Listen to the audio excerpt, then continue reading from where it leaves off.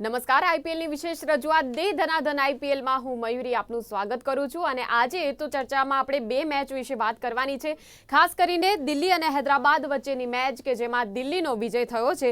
રાજસ્થાન અને ચેન્નાઈ આ બંને જે ટીમ છે એ ચારેય ટીમ ખૂબ જ ધુરંધર છે અને ખૂબ જ સારા ખેલાડીઓ લઈને મેદાનમાં ઉતરી અને દિલ્હી અને હૈદરાબાદ વચ્ચે કેવી રીતે દિલ્હી જીતી છે એના વિશે આજે ખાસ ચર્ચા કરીશું। રાજસ્થાન અને ચેન્નાઈ વચ્ચે જે મેચ રમાઈ એમાં પણ રાજસ્થાન જીત્યું છે એટલે એના વિશે પણ વાત કરીશું કે રાજસ્થાને કેવી રીતે જીતની બાજી મારી છે। તો આ બે મેચ છે કે જેનું આપણે એક પ્રકારે એનાલિસિસ કરીશું અને આપણે એ જાણીશું કે કેવી રીતે રમતના મેદાન ઉપર જે એક આખો માહોલ સર્જાયો હતો અને ખાસ તો દિલ્હી અને હૈદરાબાદ તો પહેલા આપણે જ્યારે ચર્ચા કરી હતી દર્શક મિત્રો તો આપણને એવું લાગતું હતું કે કદાચ હૈદરાબાદ જે છે એની સામે ટકવામાં દિલ્હી જે છે એ દિલ્હી એટલું સક્ષમ નથી, કદાચ ક્યાંક એવું આપણને લાગતું હતું કે દિલ્હીને થોડું ભારે પડી શકે છે, પણ તેમ છતાં દિલ્હી અને દિલ્હીના જેટલા પણ લોકો જેટલા પણ ખેલાડીઓ જે એ ટીમની અંદર છે એ તમામ જે ખેલાડીઓ છે એમનું એક લક ફેક્ટર તો કામ કર્યું, સાથે સાથે ક્યાંક એમની જે મહેનત છે એ મહેનતના કારણે પણ બિલકુલ હવે જીત જે છે એ જીત ભવ્ય જીત થઈ રમતના મેદાન ઉપર। બીજી આપણે વાત કરીએ રાજસ્થાન અને ચેન્નાઈ, તો રાજસ્થાન અને ચેન્નાઈની ખાસ કરીને જ્યારે મેચ હોય તો ચોક્કસપણે એમાં ચેન્નાઈ તરફી એક માહોલ પ્રેક્ષકોનો વધારે જોવા મળતો હોય છે, પણ તેમ છતાં રાજસ્થાન એ કેવી રીતે જીત જે છે એ ચેન્નાઈ પાસેથી ખૂંચવી લીધી એ તમામ આપણે બાબતોની ચર્ચા કરીશું અને કેવો એક માહોલ હતો અને હવે આઈપીએલ જેમ જેમ આગળ વધી રહી છે એમ વધારે રસપ્રદ થઈ રહી છે એટલે આગળ કેવા પ્રકારની મેચો રમાશે એના વિશે પણ ચર્ચા કરીશું। વધુ સમય ન લેતા આપણે ચર્ચાની શરૂઆત કરી દઈએ। આપણી સાથે જોડાયા છે ચર્ચા કરવા માટે સ્પોર્ટ્સ એક્સપર્ટ અશોક મિસ્ત્રી। અશોકભાઈ, સ્વાગત છે આપનું કાર્યક્રમમાં। Thank you. તો ચર્ચા શરૂ કરતા પહેલા એક ખાસ અહેવાલ પર નજર કરી લઈએ। प्रेक्षकों ने मजा આવી। પ્રથમ મેચમાં દિલ્હી કેપિટલ્સે બિગ ફિશ હૈદરાબાદને 7 વિકેટથી પરાજય આપીને તેનો ખોફ પૂરો કર્યો। ઓસ્ટ્રેલિયન બોલર મિચેલ સ્ટાર્કે આઈપીએલનું તેનું શ્રેષ્ઠ પ્રદર્શન કરતા 5 વિકેટો લઈ હૈદરાબાદની બેટિંગ ઓર્ડરને તહેસ-નહેસ કરી નાખ્યો। ખતરનાક ડાબા હાથની બોલિંગે હૈદરાબાદના મૂછે તાવ દઈને ચાલતા બેટર્સનું પાણી ઉતારી નાખ્યું। હેડ, કિશન, નીતિશ જેવા મોટા ગજાના બેટર્સ કે પછી હર્ષલ અને મુલ્ડર જેવા પાછળ બેટર્સને તંબુ ભેગા કરીને માત્ર 163 રન જ કરવા દીધા। 3 વિકેટો કુલદીપે લીધી। અક્ષર પટેલ નસીબદાર કેપ્ટન પુરવાર થઈ રહ્યો છે તેમ કહી શકાય। હૈદરાબાદ તરફથી એકમાત્ર અનિકેત વર્માએ 74 રન બનાવી આઈપીએલ ઇતિહાસમાં બીજો સૌથી મોટો સ્કોર બનાવનાર ટીમની શાખ સાચવી લીધી। બીજી તરફ દિલ્હીના બેટર્સ ફાફ, ફ્રેઝર, અભિષેકે જોરદાર રન બનાવી માત્ર 3 વિકેટો ગુમાવી 166 રન બનાવી મેચ જીતી લીધી। આમ સતત 2 મેચો જીતનાર અક્ષર પટેલની ટીમ હવે પોઈન્ટ ટેબલ પર નંબર 2ની ટીમ બની ગઈ। બીજી મેચમાં તીતર-બીતર થઈ ગયેલ ચેન્નાઈ સુપર કિંગ્સની ટીમને રાજસ્થાન રોયલ્સે એક રોમાંચક મેચમાં 6 રનથી હાર આપી જીતના શ્રી ગણેશ કર્યા। રાજસ્થાને પ્રથમ બેટિંગ કરતા 9 વિકેટે 182 રન બનાવ્યા હતા, જેમાં નીતિશ રાણાના 81 રનનો સમાવેશ થાય છે। ચેન્નાઈ સુપર કિંગ્સની બેટિંગ ફ્લોપ રહી। માત્ર ઋતુરાજ ગાયકવાડે 63 રન બનાવ્યા, પણ તોય મેચ રોમાંચક બની। એમાં world best finisher MS Dhoni રમી રહ્યા હતા અને 6 બોલમાં 20 રન કરવાના આવ્યા હતા, પણ સંદીપ શર્માએ શાનદાર બોલિંગ કરતા છેલ્લી ઓવરના પ્રથમ દડે જ ધોનીની વિકેટ લઈને દબાણ લાવી દીધું। ત્યારબાદ 2 બોલમાં 1-1 રન આવ્યો અને ઓવરટોને ચોથા બોલે છગ્ગો ફટકાર્યો, પણ પાંચમા અને છઠ્ઠા બોલે 2-2 રન ઉમેરતા અને એક વાઇડ સાથે કુલ 13 રન જ ઉમેરાયા। કુલ 6 વિકેટે 176 રન જ બન્યા અને 6 રનથી સીએસકે હાર્યું। તો ઓવરઓલ એક મનોરંજનથી ભરપૂર રવિવાર આપણને જોવા મળ્યો દર્શક મિત્રો કે જ્યાં બે એવી મેચો કે જેમાં જે પ્રકારે અપેક્ષા હતી એ મુજબ બિલકુલ એક ટ્વિસ્ટ એન્ડ ટર્ન સાથેની રોમાંચક આ બંને મેચો જોવા મળી। એટલે અશોકભાઈ, આપણે પહેલો જે સવાલ છે દિલ્હી અને રાજસ્થાનની જે જીત થઈ છે જે પ્રકારે કેટલો રોમાંચ જોવા મળ્યો, કેવો રહ્યો રવિવાર આપની દ્રષ્ટિએ? બંને મેચો બહુ મોટી ટીમો રમી રહી હતી, ખાસ કરીને દિલ્હી અને હૈદરાબાદની ટીમ જે મેચ હતી એ પણ એટલી જ રોમાંચક હતી, કારણ કે હૈદરાબાદે બહુ જ મોટો સ્કોર મૂક્યો હતો પહેલી મેચમાં, એટલે બધાને અપેક્ષા હતી કે આજે એક દિલ્હીની સામે એમની પાસે એક મોટો સ્કોર મૂકવાની તક હતી, but there was a very good bowling by Delhi અને જેના કારણે હૈદરાબાદને ત્યાં આગળ હારવાનો વારો આવ્યો। બીજી મેચ રાજસ્થાન રોયલ અને ચેન્નઈ વચ્ચે રમાઈ। ઓફકોર્સ ચેન્નઈ હોય એટલે રોમાંચ તો હોય જ, પણ તે છતાંય અહીંયા આગળ રાજસ્થાન રોયલે બાજી મારી અને ક્યાંક ચેન્નઈને ફરી એકવાર હારનો સામનો કરવો પડ્યો। તો આ બંને મેચો પ્રેક્ષકોની દ્રષ્ટિએ રોમાંચક રહી છે। બિલકુલ, આપણે એક નામ લઈએ. એક તો મિચેલ સ્ટાર્કનું નામ ચોક્કસપણે અહીંયા ઉલ્લેખ કરવો પડશે, અશોકભાઈ. વર્તમાન સમયના ડાબા હાથના વિશ્વના શ્રેષ્ઠ ફાસ્ટ બોલર છે મિચેલ સ્ટાર્ક. એટલે એની બોલિંગ કેવી રહી, 5 વિકેટો એની કેવી રહી? સી વર્લ્ડની અંદર ઘણા બધા લેફ્ટ આર્મ બોલર્સ જે છે એમાં અત્યારના જમાનાનો એક સારામાં સારો જો લેફ્ટ આર્મ બોલર જો ફાસ્ટ બોલર તમે કહો તો ઓસ્ટ્રેલિયાનો મિચેલ સ્ટાર્ક છે. Because has got a terrific rhythm, બહુ સરસ એની હાઇટ છે, રિધમ બહુ સરસ છે. બોલ પીક પડ્યા પછી એંગલ બનાવે છે, બહારની તરફ જાય છે, always creates problem for the batters. At the same time has got a very good height, so he releases the ball from the top of his head and that always creates a problem for the batters. આ particular આઈપીએલના ફોર્મેટની અંદર left arm fast બોલરને સફળતા મળવી એક બહુ સારી બાબત કહી શકાય. કારણ કે પહેલા ટ્રેન્ટ બોલ્ટ હતા કે જેણે always he has dominated the IPL. Now this is another man કે જેણે એક શાનદાર પ્રદર્શન કર્યું. કાલે એકચ્યુઅલી જોવા જાવ તો he has not given any width to the batters to go for the shots. અને જે રીતે એને હેડની વિકેટ લીધી અને જે રીતે ઈશાન કિશનની વિકેટ લીધી, આઈ થિંક આ બંને વિકેટો લીધા પછી એક હૈદરાબાદને એક જનોવિવત ઘા માર્યો ને એવું કહી શકાય. કારણ કે એના ટોચના ખેલાડીઓ, આ બંને ખેલાડીઓના આઉટ થયા બાદ આખી પરિસ્થિતિ હૈદરાબાદની જેને કહેવાય એક મજબૂત ટીમની એ થઈ ગઈ. અને ત્યાર પછી પણ એટ ધ લેટેસ્ટ સ્ટેજ જ્યારે એમ લાગ્યું કે હવે ડેથ ઓવર્સ આવી છે અને રન વધવાની શક્યતા હતી, તે વખતે ફરી એકવાર ત્રાટકીને બીજી વિકેટો 3 લીધી. I think he was fantastic. He was unplayable. He was accurate, and he has got the result of what he has done. અત્યાર સુધીના સારામાં સારું પરફોર્મન્સ આઈપીએલમાં કહી શકાય તો એનું જોવા મળ્યું. એબ્સોલ્યુટલી સુપર બોલિંગ, એમાં કોઈ બેમત નથી. અને ટ્રેન્ટ બોલ્ટ પછી એક બીજો ઇમ્પ્રેસિવ બોલર તરીકે, લેફ્ટ આર્મ બોલર તરીકે હું મિચેલ સ્ટાર્કને અહીંયા પણ એ કહેવું પડે કે he has had the best figure. 35 runs has given and 5 top wickets have been taken by him. બિલકુલ અશોકભાઈ, અક્ષર પટેલને પણ ચોક્કસપણે આપણે શ્રેય આપવો પડે, કેમ કે જે રીતે એ કેપ્ટનશીપમાં એનું એક પરફોર્મન્સ આપણને જોવા મળ્યું છે, એટલે એવું લાગે કે આમ ઉભરતો પ્રતિભા ધરાવતો કેપ્ટન એક આવી રહ્યો છે આપણી નજર સામે. એવું આપણે કહી શકીએ કે થોડું એના કેપ્ટનશીપની જે સ્કિલ્સ છે એનું પોલિશિંગ થયું છે. See, basically, there are certain people કે જે ખેલાડીઓ સાથે એડજસ્ટ થાય, they can be a good captain. Captain હંમેશા ટીમથી અતડો ચાલે, ટીમથી અલગ રહે, ટીમથી એની પોતાની સેલ્ફને પહેલા મૂકતો હોય તો he could not be a successful captain in this means કે T20 અને આઈપીએલ ફોર્મેટમાં. કારણ કે આઈપીએલ ફોર્મેટની અંદર જે કોઈ ખેલાડીઓ રમે છે દરેકે દરેક પોતાના દેશના બહુ ધુરંધર ખેલાડી છે, નામી ખેલાડી છે, અને ત્યાં આગળ તમે કેપ્ટન એટીટ્યુડ લઈને ચાલી ના શકો. એટલે સૌથી મહત્વની વાત છે કે જે કેપ્ટન પાસે કેપ્ટન એટીટ્યુડ વિના દરેકે દરેક ખેલાડીની એના દેશમાં એ શું છે એ જાણીને એ પ્રકારે એને રિસ્પેક્ટ આપે, આઈ think he can be the successful captain. જે રીતના રોહિત શર્માએ કર્યું, જે રીતે મહેન્દ્રસિંહ ધોનીએ કર્યું. Now we want somebody who can એમના પેંગડામાં પગ નાખે એવો બીજો ખેલાડી જોઈએ છે. તો અક્ષર પટેલમાં ક્યાંક મને ગઈકાલે એનામાં એક કેપ્ટનશીપ મટીરિયલ દેખાયું. એન્ડ ઇન પર્ટિક્યુલર જોવા જાવ તો બોલિંગ ચેન્જીસની વાત હોય, વિકેટ પડે તો સેલિબ્રેશનની વાત હોય, કેચ છૂટે તો એક્સપ્રેશનની વાત હોય. ઘણા કેપ્ટન એવા જો કેચ છૂટે તો માથા ઉપર હાથ મૂકીને આમ એવા એક્સપ્રેશન આપ કે દુનિયામાં ક્યારેય કોઈ કેચ મૂક્યો ના હોય. તો હું માનું છું કે આ એક પરિપક્વતા જે અક્ષર પટેલમાં જોવા મળી છે. એક ગુજરાતના ખેલાડી તરીકે પણ હું એને ઓળખું છું, ગુજરાતનો વતની છે એ રીતે પણ હું એને ઓળખું છું. But the most important is he is getting along with everybody so well. આજે મિચેલ સ્ટાર્ક એના કરતા ઘણા બધા મોટા ગજાનો બોલર છે, મોટા ગજાનો ખેલાડી છે, but he was going along absolutely fine. તો હું માનું છું કે દરેક ખેલાડીને સાથે લઈને ચાલવામાં એક તો અક્ષર પટેલની ઉંમર જે છે, ઉંમર એને સાથ આપે છે, because he is young. He has always had a tendency of learning from the people.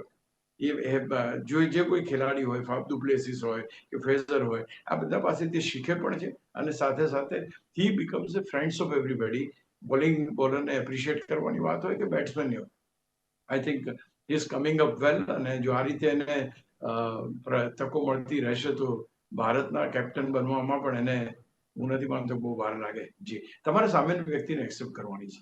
એ જે રીતે છે એના દેશમાં સ્ટાર છે તો એને એટલું જ રિસ્પેક્ટથી તમે જો બિહેવ કરો અને ઇફ યુ કીપ યોર તમારા પોતાના ઈગોને બાજુમાં રાખીને ટીમને પહેલા જુઓ, આઈ think he has done that way.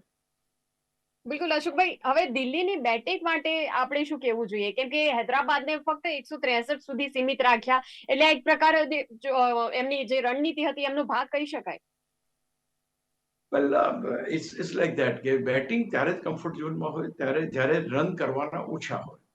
પ્રતિ ઓવર કરવાના રનની સંખ્યા જ્યારે ઓછી હોય ત્યારે બેટ્સમેન અથવા તો બેટિંગ સાઈડ એ કમ્ફર્ટ ઝોનનો સામનો કરે.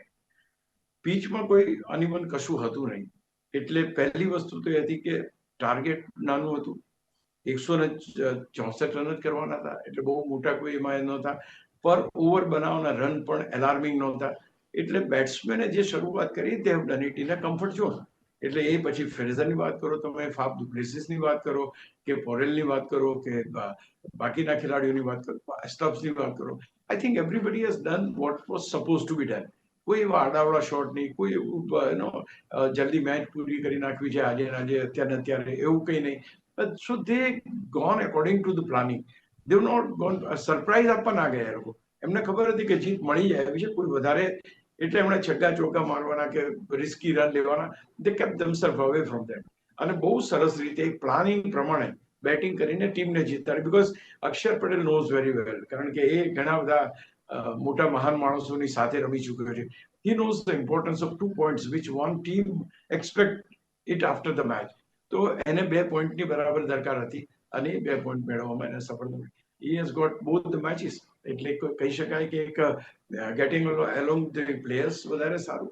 અને પ્લસ જ્યારે તમે રણનીતિ એવી લઈને ચાલો કે કોઈ ઉતાવળ કરવાની જરૂર નથી, વિકેટો ખોવાની જરૂર નથી, પેનિક કરવાની જરૂર નથી, અને એ રીતે જો તમારો ટાર્ગેટ ચેસ થઈ શકતો હોય, I think Delhi has gone for it. Very professional approach, very reasonable approach. અને ભલે થોડું એમ આપણને લાગે કે આ લોકો કેમ ધીમું રમે, but I think the match was very much won by Delhi. Yes. બિલકુલ. રાજસ્થાનની આપણે હવે વાત કરીએ અશોકભાઈ. રાજસ્થાન રોયલ્સની batting throughout the match આપને કેવી લાગી? વેલ રાજસ્થાન રોયલ્સ અને ચેન્નઈ સુપર કિંગ્સ સામે બંને ટીમો ચેમ્પિયન બનેલી ટીમો હતી, એટલે દરેકને હતું કે આ મેચમાં તો થોડો રોમાંચ રહેશે જ. એટલે ખાસ કરીને રાજસ્થાન રોયલ્સની વાત કરો તમે તો દે હેવ હેડ 182 રન્સ. શરૂઆતમાં સારી બોલિંગ થઈ, વિકેટો જલ્દી પડી, પણ એક પાર્ટનરશિપ બની અને એક મોટો સ્કોર, જેને કહી શકાય કે સ્કોર બનાવવામાં સફળતા મળી. અને એ સ્કોરની સાથે સાથે જે રીતે નીતિશ રાણા રમ્યો ને એ સ્કોર દેટ, એક મોટો સ્કોર બની ગયો. અને ત્યાર પછી હતું એ એક્યુરેસી, બોલિંગમાં એક્યુરેસી, અને કઈ રીતે તમે સામેના બેટ્સમેનને બાંધી શકો છો એની ક્ષમતા. ચેન્નઈ સુપર કિંગ્સ પણ સ્ટ્રગલ કરી રહી છે. દે don't have there batsman in good form. એટલું સારું એમનું પ્રદર્શન રહ્યું નથી અને આગળની મેચમાં કે આ મેચમાં. તો ક્યાંક ને ક્યાંક ચેન્નઈ સુપર કિંગ્સને હરાવવા માટે હવે કોઈ બહુ મોટા પ્લાનિંગ કરવાની જરૂર નથી પડતી.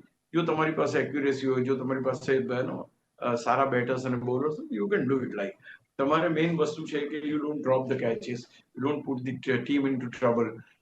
If you continue doing that, તો I think that has been done very well. એટલે ચેન્નઈના પાર્ટ ઉપર જે સ્કોર કરવાનો આવ્યો, that really doesn't happen. કારણ કે શરૂઆતની ઓવરમાં રચિન રવિન્દ્રન આઉટ થયો અને ત્યાર પછી જે આખી ટીમ છે they were not able to sustain for a good this thing. 5-25 run બન્યા અને છેવટે મેચ આવી ગઈ તો રવિન્દ્ર જાડેજા અને મહેન્દ્રસિંહ ધોની ઉપર આવી ગઈ. છેલ્લી ઓવરમાં મહેન્દ્રસિંહ ધોની આઉટ થયા અને ત્યાર પછી ટીમને જે 20 રન કરવાના હતા, સંદીપ શર્માની બોલિંગ, અને he has done so good of bowling that he has not given any opportunity to bat. ભલે સિક્સર વાગી એને, પણ I think he has kept his ball outside the off stump અને યોર્કર તરીકે નાખવાની કોશિશ કરી અને kept the batsman guessing કે કદાચ આ બોલ શોર્ટ આવશે, આ બોલ આમ થશે. તો આ એવું છે કે તમે જ્યારે 20 રન કરવાનો તો પહેલા બોલથી તમારે મારવાની શરૂઆત કરવી પડે શોર્ટ, કે ભાઈ ચલો આમાં આજે ચોગ્ગો આવી ગયો, આમાં છગ્ગો આવી ગયો. એને એમ લાગ્યું કે ચલો સેકન્ડ બોલમાં સારો આવશે, હું સેકન્ડ બોલમાં સિક્સર મારીશ, થર્ડ બોલમાં મારીશ. એમ કરતા કરતા વિકેટ પણ પડી અને અલ્ટિમેટલી ટીમ જે છે એ પણ હારી ગઈ. એટલે અહીંયા આગળ બી બહુ છે એક પ્લાન કરેલી સ્ટ્રેટેજી, એક રણનીતિ પ્રમાણે આખું જે કહી શકાય કે જેને મેચને જીતવા માટે જે જોઈએ. રિયાન પરાગ ઘણો બધો હતાશ હતો, કારણ કે મેચો હાથમાંથી નીકળી જતી હતી, મેચ મળતી નહોતી, પહેલી મેચ જીતવાની એ હતી. અને સ્ટીલ ઇઝ અ કેપ્ટન. તો રિયાન પરાગને એમ ચોક્કસ થાય કે હું મારી ટેન્યુરમાં અથવા તો whatever captainship I have done, let me get the victory. It's a good victory basically, કારણ કે તમે એક ચેન્નઈ જેવી મોટી ટીમને હરાવી છે. એટ ધ સેમ ટાઈમ તમારા બોલર્સ બરાબર ચાલ્યા છે, your batters have done well. તો તમને જ્યારે તમામ ડિપાર્ટમેન્ટમાંથી પોઝિટિવ સિગ્નલ્સ મળે, તો that leads to the victory. તો I think is a combined victory of bowlers, batters, fielders, captains, management, everything goes together and they won the match. તો હું માનું છું કે આ એક મેચ જીતવાથી રાજસ્થાન રોયલમાં એક નવી ઉર્જા આવશે કે come on, we can do it. Our team has got that potential to win.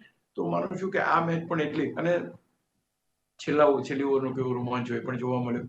બધાને હતું કે ધોની છે તો રન થઈ જશે. ધોની પહેલા જ બોલે આઉટ થઈ ગયો.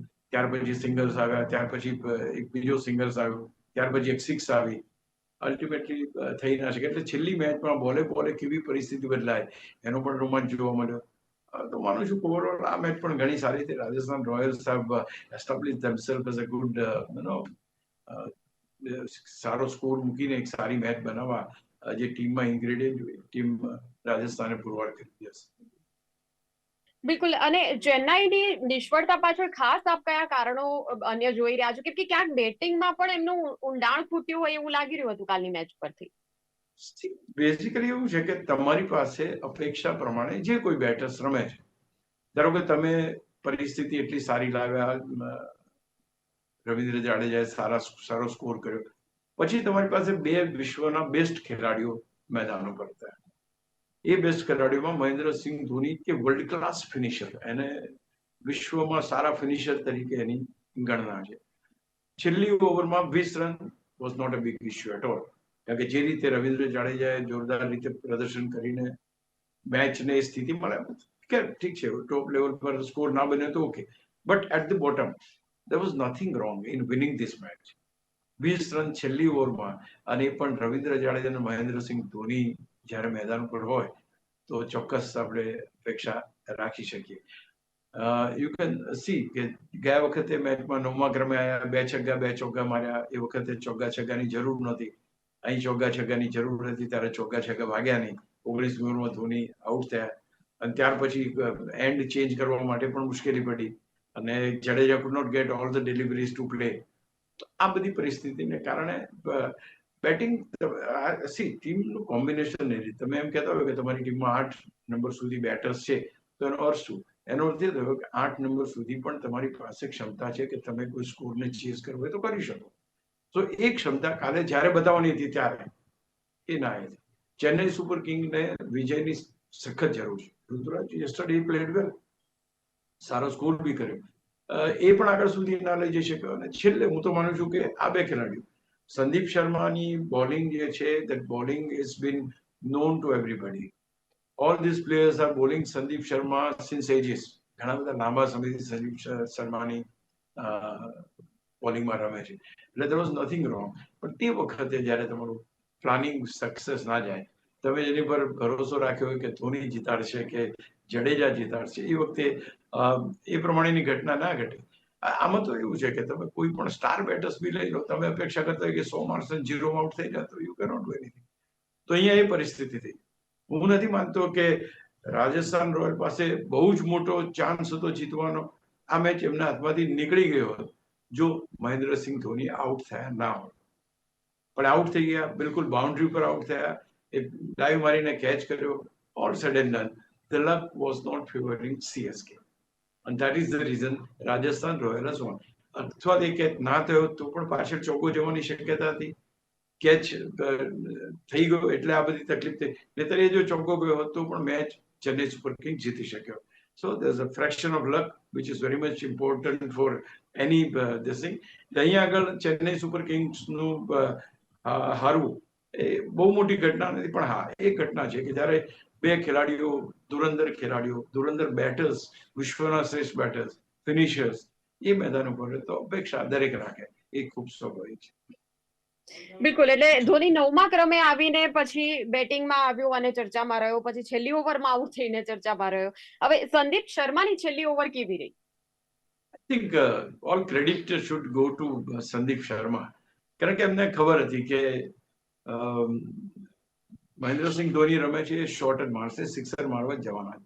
થોડો બેક ઓફ ધ લેન્થ બોલ નાખ્યો એને, અને એ પ્રમાણે જે રીતે ટાઈમિંગ કરી દીધું બાઉન્ડ્રી પર આને આઉટ કરવાનું, I think they succeeded in that. અને એમને ખબર હતી કે જો મહેન્દ્રસિંહ ધોની રમે છે તો જીતી જશે. તો મોટું ટાર્ગેટ હતું કે મહેન્દ્રસિંહ ધોનીને એની એની જે રેન્જ છે એનો જે કમ્ફર્ટ ઝોન છે એમાં બોલ ના નાખ્યો, થોડુંક એનાથી શોર્ટ નાખ્યો અને બોલ vent up into the air અને બાઉન્ડ્રી પર આઉટ. સી 9મા ક્રમે આવીને રન મારવા કે 10મા ક્રમે રન્સ છે, પણ એટ ધ સેમ ટાઈમ તમારી ટીમને જ્યારે જરૂર હોય ત્યારે જો તમે રન આપી શકો અથવા તો તમે એ રીતે રમી શકો તો તમારી ટીમને એમ થાય કે હા અમે જીત્યા. આ પર્ટિક્યુલર મેચની અંદર તે વખતે 9મા ક્રમે આવીને રમ્યો અથવા સિક્સ મારી, એને આ વખતે પણ પ્રયત્ન તો એ જ કર્યો હતો. But unfortunate part, the Sandeep Sharma's intelligence has little made the ball delivery little short than what it was expected by Mahendra Singh Dhoni. Loft કર્યો ખરો, but it didn't came to the bottom of the જે કહેવાય ને meat of the blade જેને કહેવાય, એ meat of the blade માં ના આવ્યો, and that is the reason the ball fell into the boundary રેખાની અંદર પડ્યો અને જ્યાં કેચ થયો. તો આઈ થિંક સંદીપ શર્માને ખબર હતી કે હું જો ધોનીની વિકેટ લઈશ તો પછી હું બાકી બધું સંભાળી લઈશ.